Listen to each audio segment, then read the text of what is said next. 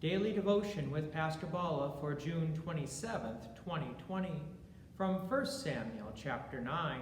How do you make a king?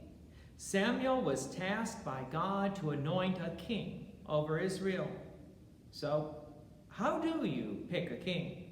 Let's start with verse 1. There was a man of Benjamin whose name was Kish, son of Abiel, son of Zeor, son of Bechorath, the son of Ephah, a Benjamite, a man of wealth.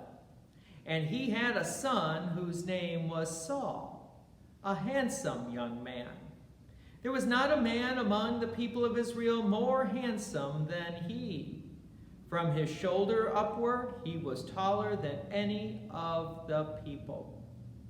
Tall, handsome, coming from a wealthy family sounds like a good fit for a king to me, doesn't it? These are the characteristics that the world would definitely have an appreciation for. But let's continue on with Saul.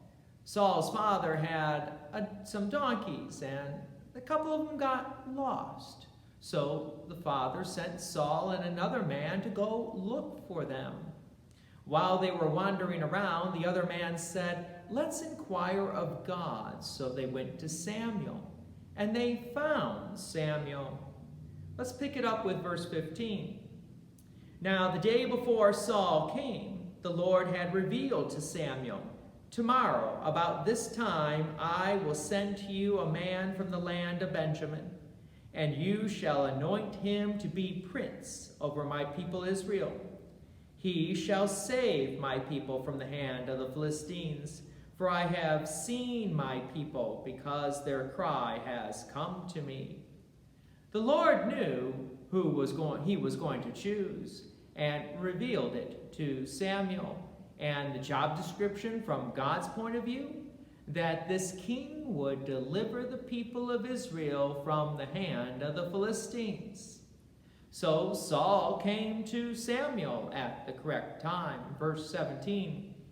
When Samuel saw Saul, the Lord told him, "Here is the man of whom I spoke to you. He it is who shall restrain my people."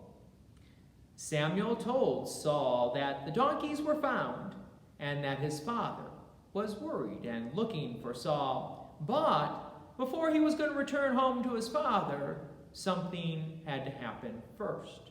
Chapter 10, verse 1. Then Samuel took a flask of oil and poured it on his head and kissed him and said, "Has not the Lord anointed you to be prince over his people Israel? And you shall reign over the people of the Lord, and you shall save them from the hand of their surrounding enemies. And this shall be the sign to you that the Lord has anointed you to be prince over his heritage." Samuel continues, verse 5. "After that you shall come to Jabesh Elohim, where there is a garrison of the Philistines, and there, as soon as you come to the city, you will meet a group of prophets coming down from the high place with a harp, tambourine, flute, and lyre before them, prophesying. Then the Spirit of the Lord will rush upon you, and you will prophesy with them, and be turned into another man." Verse 9. When he turned back to leave Samuel, God gave Saul another heart. All these signs came to pass that day. God provided a king for his people. This wasn't a setup. God didn't provide a bad king. God chose a king that the people would respect, that the people would honor, and then bestowed upon this king his own Spirit. The Spirit of the Lord was upon him, and he was a changed person because of the Spirit of the Lord. Just like us, we are changed after we experience the Spirit of the Lord through holy baptism. But yes, a person can still reject God after holy baptism. This is why after holy baptism it's important that these young children be instructed in the Lord, that they be brought to the services of God's house, because we can say no to the Spirit of the Lord. Now we will see if Saul rejects the promises of God, the Spirit of the Lord. At the moment, Saul is doing everything perfectly. Join me again tomorrow as we see the public announcement of the king.